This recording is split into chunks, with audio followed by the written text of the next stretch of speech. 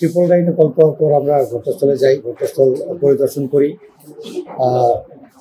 তারপর আমাদের পরবর্তী যে মূল কাজটা সেটা হচ্ছে যে ঘটনাটা কিভাবে ঘটছে এটা উদ্ঘাটন করা।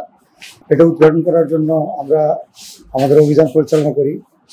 আমাদের টিম সিলেকশন করে কারা এই ঘটনার সাথে সম্পৃক্ত তাদেরকে, মানে প্রথম কথা হচ্ছে যে যারা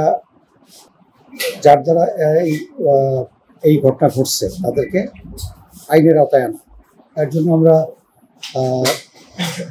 2 জন আসামিকে আমরা পাই হচ্ছে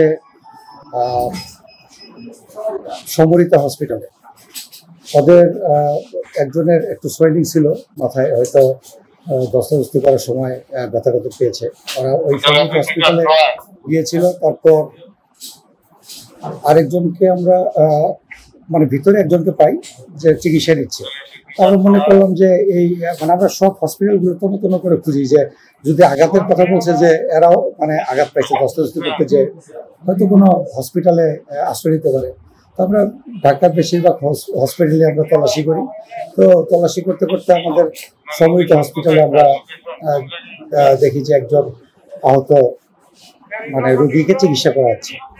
পরবর্তীতে এই সাম্যর যে 2 জন ফ্রেন্ড ছিল, বাইজিৎ আর স্বামী সম্ভবত, পরে ওদেরকে আমরা নেই, ওদেরকে নিয়ে ওরা শনাক্ত করে যে হ্যাঁ এই 2 জন ওরা ছিল। সাথে সাথে আমরা ওদেরকে জিম্মায় নেই, মানে অ্যারেস্ট করি। অ্যারেস্ট করার পর ওরা আমরা আমাদের জিম্মায় নেওয়ার পর ওদেরকে ব্যাপক জিজ্ঞাসাবাদ করি।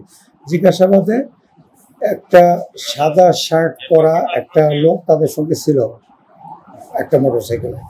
তো আমরা ওই সাদা শার্ট পরা যে লোকটা, তার নাম জিজ্ঞেস করি, তার নাম পলাশ বলে জানা। পরবর্তীতে তার মোবাইল নাম্বার দেয়, মোবাইল নাম্বারটা বন্ধ পাই আমরা। পরবর্তীতে যে কোনো আরো অনেক আমাদের কিছু তথ্য প্রযুক্তি বা আরো অনেক আমাদের ইন্টেল ব্যবহার করে ওকে আমরা আইডেন্টিফাই করি যে ও ওই রাজাবাজার, মানে এটা হচ্ছে রাজাবাজার, মানে এই ফার্ম গেটের উল্টা পাশে পশ্চিম রাজাবাজার এই এলাকায় অবস্থান করতেছে। এরকম একটা তথ্যের ভিত্তিতে আমরা অপারেশন পরিচালনা করি এবং তাকে আমরা অ্যারেস্ট করতে সমর্থ হই। তার মানে এই ঘটনার সঙ্গে জড়িত 3 জনকে আমরা অ্যারেস্ট করছি অলরেডি এবং তাদেরকে অলরেডি কোর্টে পাঠিয়ে দিয়েছি।